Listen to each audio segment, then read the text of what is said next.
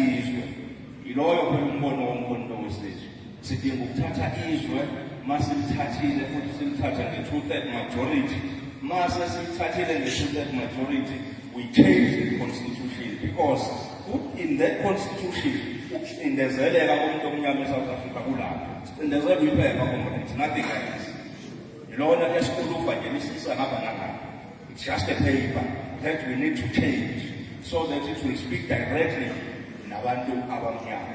From chapter 1 to chapter 14, we call up a preamble constitution. I want from the preamble already sisithatha isibeke emnyama. Nonke bani wonke umuntu nonke nesele elingena eSouth Africa manje langena isela kuthiwa selinelungelo. Angithi ayibona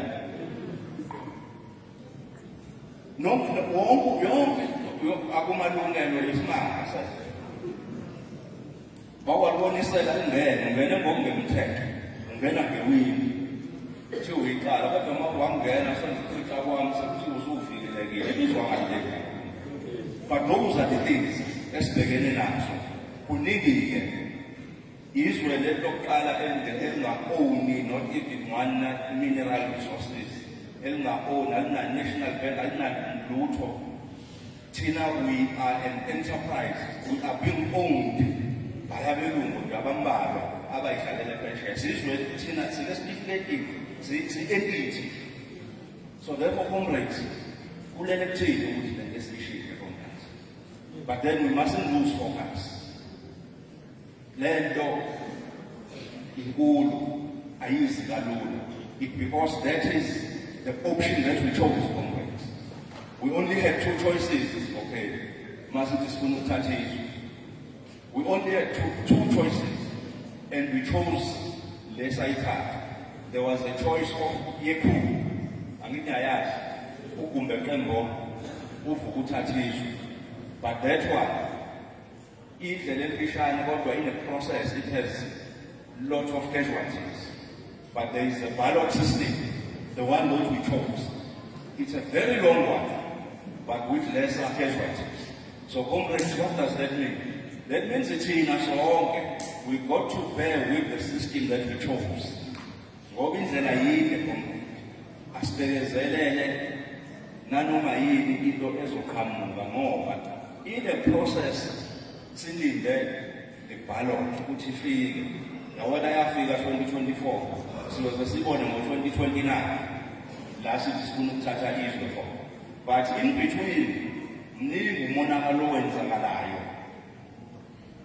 So that means kumele sizilungiselele sibe ready for that. It is the choice that we made. But yet again, few months down the line, we are approaching local government elections. Ezinye zeyinkinga esibhekene nazo ekumele sizilungiselele ngazo. So therefore, kona konke-ke sekwenzekile sibophelezana. Ithi lento ngoba sachuza the ballot system. Imele ke lento yasiphoqa ukuthi ayisifice imqondo yethu ithi sizilungiselele ngoba iningi izinto ezosididisa comrades endleleni sikade sithi simile ezweni lomkhonto sididiseke because isibopheli isitha siyakwazi ukubona just ilupho bese siyangena. Now the problem is isitha siyakwazi nje ukusibona comrades because we have a challenge ukuthi all of us we need to have a very strong eye to identify the enemy. We need to identify the enemy, comrades, in order for us to survive. The enemy, it is not amongst ourselves.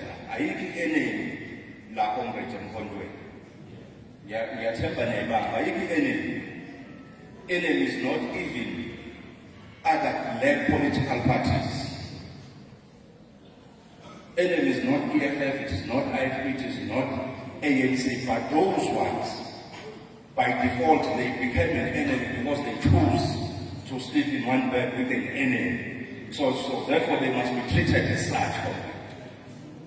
The enemy ngale, but iyakwazi ukusenza thina sibhekane sodwa.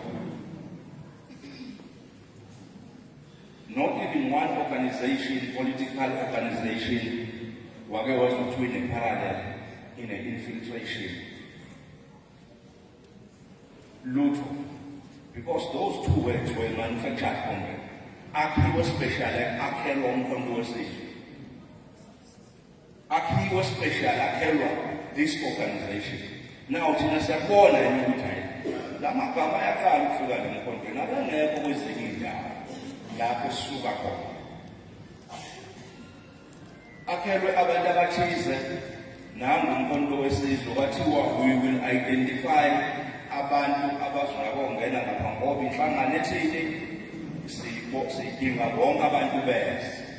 Kanti sekuza nabantu asebezothengisa ngomzabalazo. Sekuza nabantu asebesebenza ngemali ngomzabalazo. So umkhonto wesizwe sisithoka sila sikhona comrades. Already imali simoshile ngoba you cannot tell me comrade ukuthi singabe sibange nje ukuthi ubani uconvene ubani ucoordinator. Comrade, what is that? No, there is money behind. Ama comrade athengisana izinto ezinkulu ngaphandle.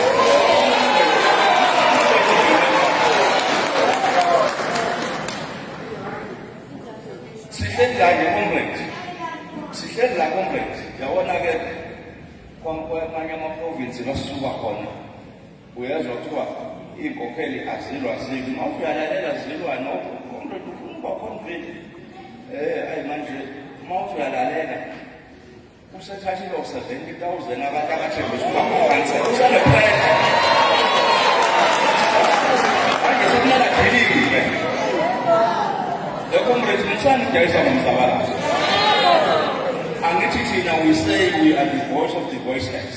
Sithi sabaholi simele laba bantu ngaphandle ngoba sithi lo mbutho ilona themba lokugcina lo muntu omnyama eSouth Africa.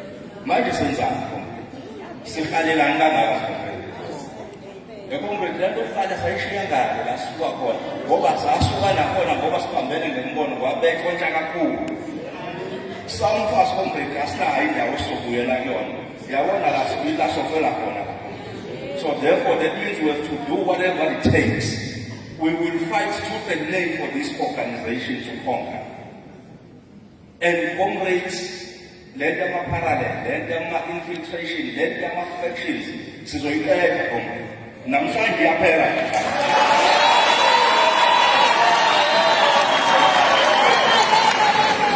Namhlanje izokuphi siyayiqeda. Ake sikhulume nonembeza bethu comrade. So that uzodluma uhleli. Uyizwa ngijabula ukuthi uma ubona uhleli uzothi ikhonto enyuka la uyayizwa. Infection ifuna ukuphuma icindezele. Mina ngomkhonto wesizwe. Uyefisa kumbe ungayivumela. Because comrades, all of us here we belong to umkhonto wesizwe party. And all of us comrades we report to umkhonto wesizwe party. Asireport kwabanye abantu, asinabo abantu abanye.